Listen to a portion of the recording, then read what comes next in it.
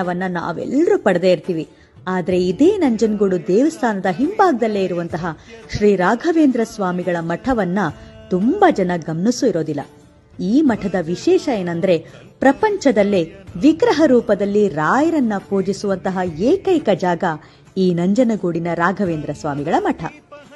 ಶ್ರೀರಂಗಪಟ್ಟಣದ ಕಾವೇರಿ ನದಿಯಲ್ಲಿ ಬಟ್ಟೆ ಒಗೆಯೋ ಒಬ್ಬ ಅಗಸನ ಕನಸಿನಲ್ಲಿ ರಾಯರು ಬಂದ್ ಹೇಳ್ತಾರೆ, ನೀನ್ ಬಟ್ಟೆ ಒಗೆಯೋ ಕಲ್ನಲ್ಲಿ ನಾನ್ ಮೂಡಿದಿನಪ್ಪ, ನಾಳೆ ನನ್ನನ್ನ ಕೇಳ್ಕೊಂಡ್ ಬರೋ ಬ್ರಾಹ್ಮಣನ್ ಕೈಲಿ ನನ್ನನ್ನ ತಲುಪಿಸೋ ಅಂತ. ರಾಯರ ಮೂರ್ತಿಯನ್ನ 40 ಕಿಲೋಮೀಟರ್ ಹೊತ್ಕೊಂಡ್ ಬಂದು ತಲುಪಿಸೋದು ಸುಜ್ಞಾನ ತೀರ್ಥರ ಕೈಗೆ. ಆ ಕಾಲದ ಮುಮ್ಮಡಿ ಕೃಷ್ಣರಾಜ ಒಡೆಯರವರು ಈ ಮಠದ ನಿರ್ಮಾಣದ ವ್ಯವಸ್ಥೆಯನ್ನ ಮಾಡಿಕೊಡ್ತಾರೆ. ಹೀಗೆ ಹಲವಾರು ವಿಶೇಷತೆಗಳಿಂದ ಕೂಡಿರುವಂತಹ ಈ ರಾಘವೇಂದ್ರ ಸ್ವಾಮಿಗಳ ಮಠಕ್ಕೆ ಒಮ್ಮೆ ನೀವು ಭೇಟಿ ಕೊಡಿ. ರಾಯರ ಕೃಪೆಗೆ ಪಾತ್ರರಾಗಿ. ಲೋಕ ಸಮಸ್ತ ಸುಖಿನೋ ಭವಂತು. ಸನ್ಮಂಗಳ.